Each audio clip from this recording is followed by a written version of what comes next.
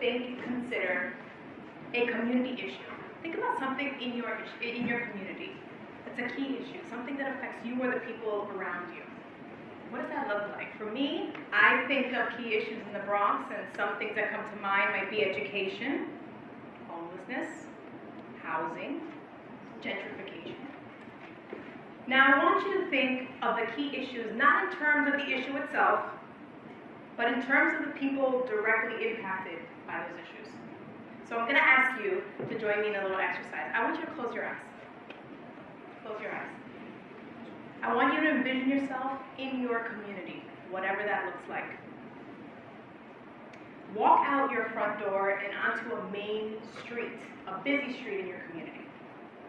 As you're walking out, in the distance you see a homeless person. What is this person doing? Look at them. Really look at them. They might be helping another homeless person or just asking for assistance, hoping to be seen today. Walk a little bit past this person. To your left, there's a schoolyard. It's overly crowded. You notice there's too many children in the yard. It makes you think about some of the education issues that we have to deal with. And you notice there's no playground. Walk a little bit further. Down the street, somebody's moving out of their home. Not voluntarily. They've been evicted. The prices are too high. Where are they moving? Upstate, out of state. Quite possibly, they might be moving to a homeless shelter. Over 100,000 kids will be sleeping in a homeless shelter tonight. Open your eyes. The purpose of this exercise is to get us to think about the people directly impacted, not just through the eyes of the issue itself. And so I want to talk to you about how I was able to get involved in community engagement. You see, I'm not a full-time advocate. I don't work in government. I don't work in not-for-profit. As you just heard, I have an MBA and I work in marketing and communications, seemingly unrelated to this talk. For me, my engagement was very specific for quite some time. It consisted of two things. I spoke to my husband about issues I cared about, because you know what? He's a full-time advocate. This is what he does. It's his job. So I'd speak to him about some of the issues that I had, or some of my concerns, and hopefully he'd carry that message. Made me feel a little bit good about what I was doing. The other way, digital, right? I engaged the world digitally. I would search through my phone, I would share Instagram stories. We know this. Come on, everybody's on Instagram sharing thoughts and prayers and ideas and perspectives. That was the extent of it. I truly believe that the digital world is incredibly important, and I don't want to take away from that. Right now, millions of people are able to mobilize online. They're able to speak about their perspectives, and we can move the needle when you get more people involved. But you know what? There's a downside to this. You see, I'd be scrolling through my Instagram and be seeing a funny video, and then the next one would be a forest fire, something more tragic. But my mind was thinking of it as the same thing. Content for consumption, a commodity of sorts, almost for my entertainment, which is weird to say. But you see, the commodification of tragedy is problematic. And it's made worse by the amount of content we have online, coupled with the ability to disconnect psychologically and emotionally when you engage online. You see, digital engagement, as you look at these videos, it flattens identity, perspective. It appropriates pain. It removes the realness of somebody's story. So how do we engage differently with the world around us? That's what I want to talk to you about today. You see, my trajectory shifted from being apathetic and disconnected to being much more engaged.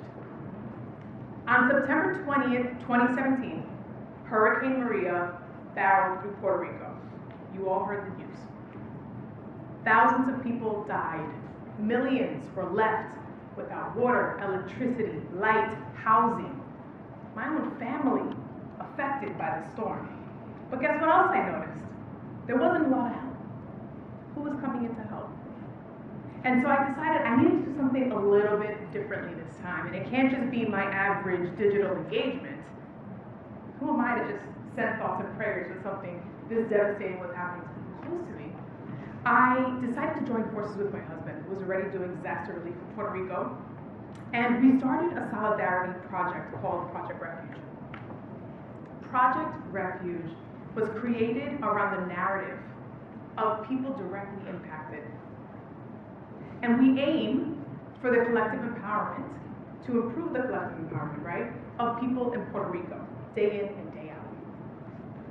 I genuinely believe that every person here is called to true solidarity. But what does that mean? True solidarity allows us to leave the self-interest at home. It moves aside your ego. It also dissolves the possibility of profiteering that can come from disaster capitalism. It removes the cognitive dissonance that people might feel. Cognitive dissonance is when your attitudes and your beliefs don't align with your actions. Misalignment, right? You can totally care about something. It can hurt you, it can move you, but if you're not doing anything, there's no true alignment in who we are. When you walk in true solidarity, your attitudes and your beliefs are level set with your actions. It's a different type of engagement. True solidarity is about partnership. There is no sole proprietor, sole person. There's definitely no savior. In true solidarity, it's genuinely about the people, partnerships, walking hand in hand together, the decentralization of any type of leadership. Communities must move from within, from their spirit. Every community has a spirit. They don't need someone to come and provide it for them. Oftentimes, you look at the community in Puerto Rico, it was covered by the rubble of catastrophe. But the spirit, the heartbeat's still there. That doesn't change. Sometimes our job is just to remove the rubble, remove the pieces, to give people what they already have, give their community back to them. So I want to give you an idea of some of the steps that we took that I think you can carry on today with as well. In terms of how can you engage the world around you in a meaningful way. The steps are very simple. Here's the first one. If you don't know where to look, find the people already working. What does that mean? Not the people with titles. I'm not talking about the politicians or the organizations. They're all very important. I'm talking about the people right on the ground, directly impacted, the people that are experiencing it and living it and surviving through it. When we went to Puerto Rico, we met with a team of community members from Barrio Playa. We worked very closely with this community on the west coast of the island. We were amazed by how much recovery had occurred in their small community. And we asked them, who cleaned this up? You're talking about, again, Category 5 hurricane. This is not like a few pieces of paper littering the ground. And we asked them, how were you able to do this? They said, we did this. They got a small group of volunteers together and spent hours after work, on weekends, cleaning up their community because they wanted to see it whole again. Those are the people I'm telling you to go look for. They're everywhere in your community. They might be sitting right here in this room today. Step 2, show up and listen to what they have to say. I spoke about saviorship in the beginning of this conversation. Oftentimes, people come in with a perspective and angle, with resources, and we think that we know what people need. That's often not the case. The first thing we should do is refrain from the desire to be commander-in-chief. Listen to people. Listen to their stories. They're the ones living it. I genuinely believe through my experience, through Project Refuge, that a community that doesn't believe in the vision, doesn't embody it, doesn't birth it, can never truly live it out. If it's engineered or concocted from somebody else, from the outside, it will never work. Listen to people's stories, and through the conversation, you'll learn that there's certain key issues that rise to the surface, and those key issues are maybe something you can help with. You might be an expert in some field, some arena, and you might be able to help, and maybe you won't, and that's okay too. Step 3, celebrate the spirit of community and self-determination. See, there's more than just the physical resources that can be provided to someone. There's more that we can provide, right? There's a psychological and emotional aspect that affects people in tragedy. It can be promoted. This celebration of spirit can be promoted through the arts, through sports, through uplifting conversations, just through relationships with people. When we were in Puerto Rico, we spoke to people on the ground, and they specifically told us, yes, we need physical resources, but we also just want to get back to what we know and what we love. Whether it be arts, we met with a group of muralists called Ciudad Museo.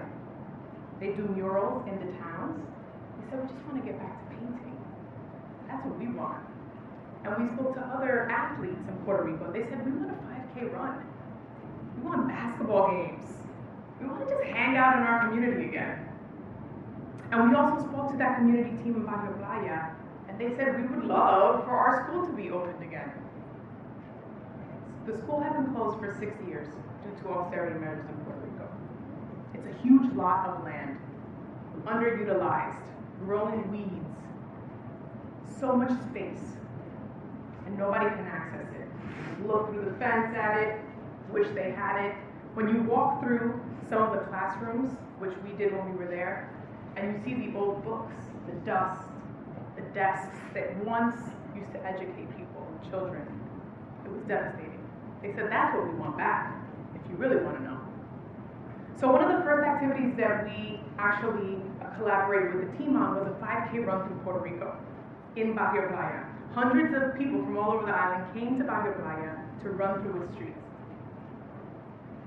It was amazing because people just love being outside and feeling the Caribbean breeze, getting out there, running through the streets, being able to celebrate achievement, being able to get together in a community square, spend time together.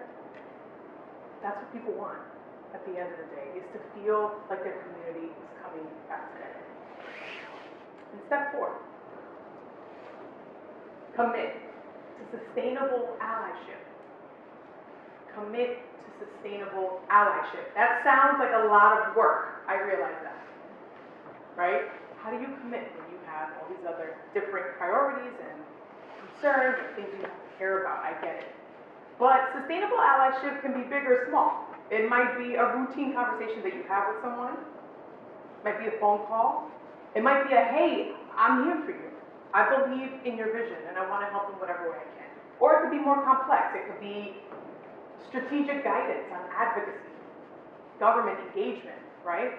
Those are long-term allyship. That's a long-term level allyship.